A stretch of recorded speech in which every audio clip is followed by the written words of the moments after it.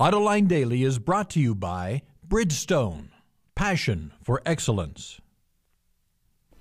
Here are today's top headlines. Fiat buys Bertone to make Chryslers. Chinese car sales are screaming ahead. And GM unveils its first plug-in hybrid. Up next, we'll be back with the news behind the headlines.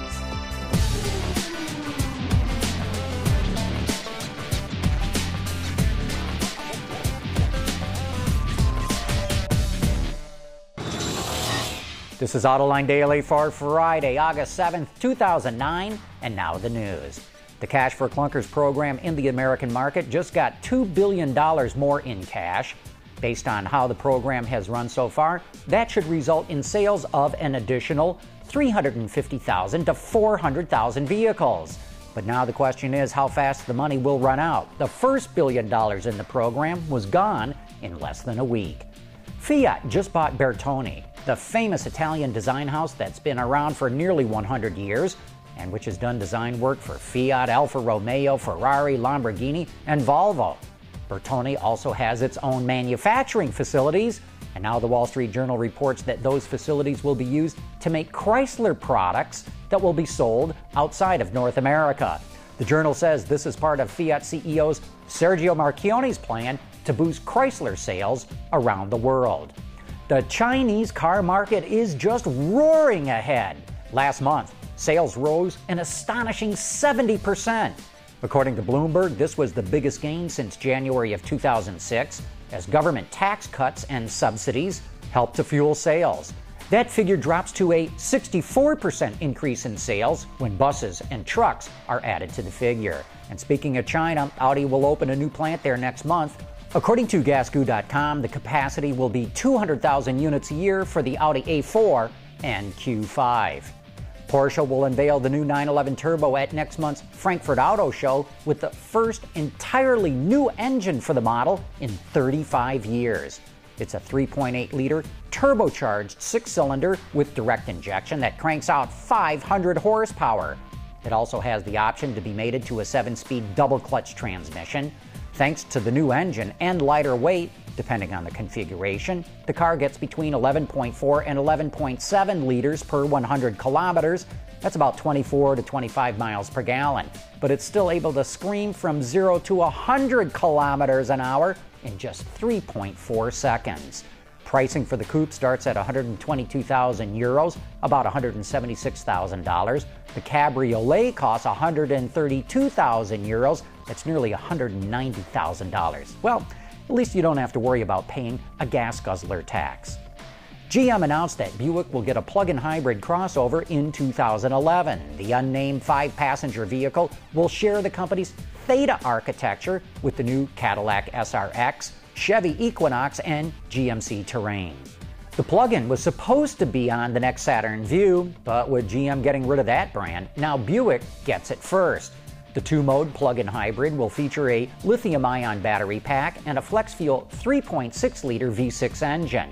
This powertrain combination is expected to double the fuel economy of other compact crossovers, meaning it could surpass 40 miles per gallon around town. That's about 6 liters per 100 kilometers. Also at the upcoming Frankfurt show is a lightweight version of the Mazda Miata. The MX-5 Superlight allegedly takes lightweighting engineering to a new level. Could this be a signal that the industry is starting to embrace advanced technology to save weight?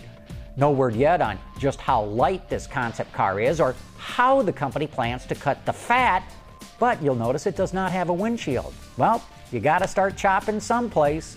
Hey, coming up next, a look at what you might have missed on last night's Autoline After Hours. We'll be back right after this.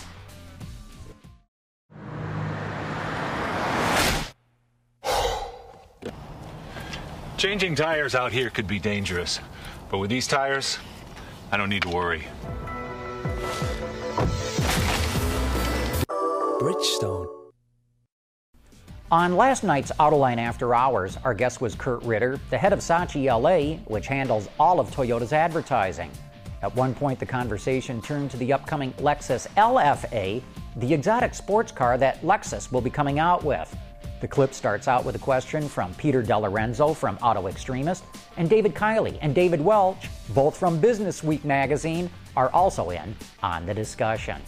So, Kurt, speaking of niche expressive halo vehicles, when is the LFA coming out and how much is it going to cost?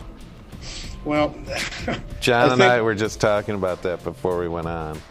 When is it going to come out? We're going to probably find out. I know they're going to have some updates coming here at a management briefing in the next couple of weeks, but it is going to be one great machine, and it's not going to be for everybody. From what I've seen, the pictures, you've seen it, Peter, it's going to be one hell of a machine. When is that coming out, Kurt? Pardon me? When did you say that was coming out? He didn't. No, he didn't. I didn't say. I know we'll get more information here quickly in the next few weeks. I think we're going to see it next year. I'm just guessing. I mean, the thing ran at the 24 Hours of Nürburgring with Akio Toyota as one of the race drivers in the race. And I got to believe if something's out on the racetrack right now this year, production can't be more than a year away. Yeah, I'm not sure Lentz didn't even say at Traverse City this week. I'm not sure he didn't indicate that it would be sort of the end of next year. I thought he might have said something definitive on that. As always, you can watch the entire episode of Autoline After Hours or download the podcast version right from our website. And next week, we'll be broadcasting live from the Woodward Avenue Dream Cruise, the greatest public motoring event in the world that typically attracts about 80,000 classic cars and about 1 million spectators. We'll be webcasting live from the AutoZone Hobby Store on Woodward Avenue in Birmingham, Michigan, so stop by and say hello.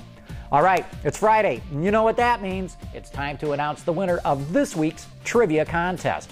We challenged you to tell us what the letters FMVSS stand for, and the correct answer is Federal Motor Vehicle Safety Standards.